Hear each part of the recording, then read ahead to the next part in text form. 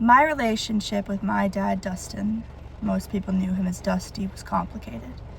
As I've been preparing myself to lose him, I've realized that part of my grief comes from seeing something I never expected to see. Dads don't stay strong forever. The man that was sitting on the couch isn't the dad I knew growing up. The dad I knew was tall and strong. He could fix anything, build anything, figure out anything. He felt permanent. When you're a kid, you don't think about your parents getting old. You don't think about losing them. They just seem like they'll always be there. My dad felt like he'd always be there. And maybe that's why this hurts so much. Because he was only 67. 67 isn't old enough. It feels like there should have been more time, more holidays, more conversations, more chances to get things right. Instead, I spent the last few years watching age and alcohol change him. Alcohol took so much from him. It made him sick. It made him frail. It made him someone I didn't recognize. I find myself looking at old videos of this strong, larger-than-life man and looking at the man who was in front of me, and my heart struggles to make those two people fit together. I know they're the same person. I know the man who was here is still my dad, but I miss the dad I remember. And I think I've been missing him for a lot longer than I realized. Alcohol stole my dad from me long before death ever could. One of the things I've learned through all of this is how much of my childhood was simply his presence.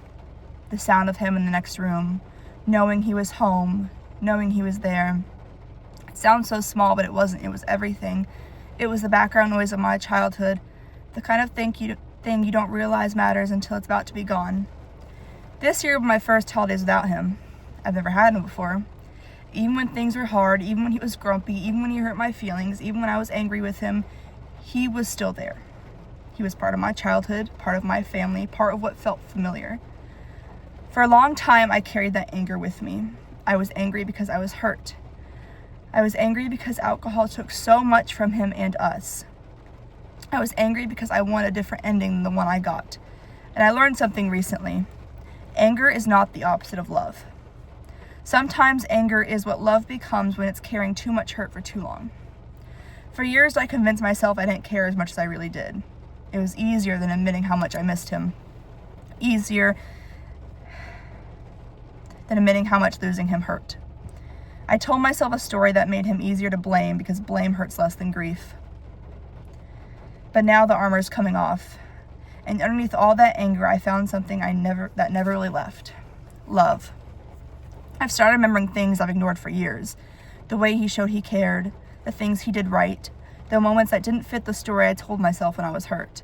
And that's painful too, because now I have to hold all of it at once.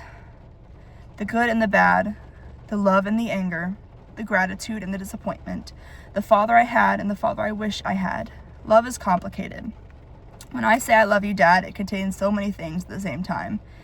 It contains I am angry with you. You hurt me. I wish things had been different. I missed who you used to be. I wish we had more time. I don't know if I've forgiven everything. And somehow, despite all that, it still contains I love you. My mom told me that near the end, he kept saying I'm sorry. I don't know what he meant by that. Maybe he was sorry for the pain he caused. Maybe he was sorry for the years that alcohol took from him. Maybe he was sorry for the things that couldn't be fixed anymore. Maybe he was sorry that he couldn't stop. But I do know this. I don't think anyone spends their final days saying I'm sorry unless they're carrying something heavy. And that breaks my heart, because underneath everything else, I know he was lonely, and I know he was human, not a villain, not a saint. Just a person who made mistakes, carried pain, and was loved more than he probably realized. I wasn't ready for my dad to be gone, even though I've been losing him for years. Maybe that's the strangest part of grief. Sometimes by the time death arrives, you've already been mourning for a long time. Today I want to remember Dusty as I knew him when I was young. Tall, strong, capable. The man who could fix anything. The man whose presence made a house feel like home. The man, for all his flaws, was my dad. Dad, I wish things had been different. I wish we had more time. I wish I could have had more years with the version of you that I remember. But more than anything, I want to say something I should have said a long time ago. I love you, and I always did.